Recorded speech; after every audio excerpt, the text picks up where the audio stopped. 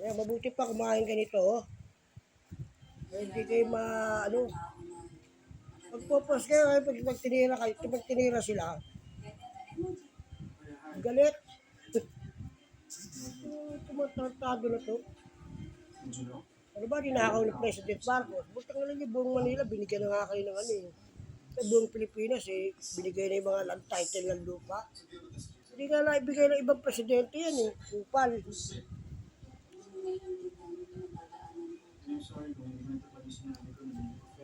Pag-uusapan lang sa buong mundo, mas mahal ng buong mundo si President Marcos kaysa kay Duterte.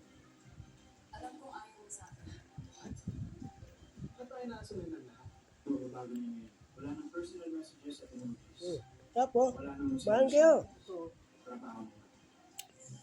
Iba mo. Hindi mo, tatalim ko yan.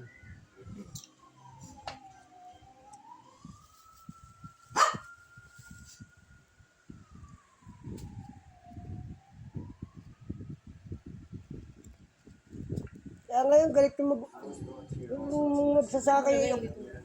magsasaka galit kay Sara Duterte ngayon eh. Kasi every time na parang binalit yung mga nagtatalim eh, di ba? Kahit sinong hindi nakapag-aral, punta magagalit sa inyo yun eh. Buti nga sila nakakain ng kahit 20 halagang bigas eh, dahil sa mga mahihirap. Inuna lang yung Bisaya dahil doon maraming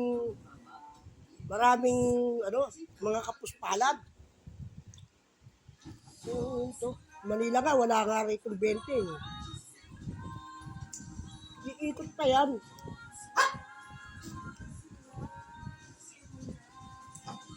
Kahit anong gawin ng tao, kahit anong gawin ng presidente, walang tumama, walang tama sa inyo. Lahat ng ginagawa, tama, minamaliin nyo. Sabi na, hindi nyo iniisip po tayo pag sila Sara, sila Duterte nagtutakbo ng Pilipinas, uli, dahil ibibigay na tayo sa China, gago.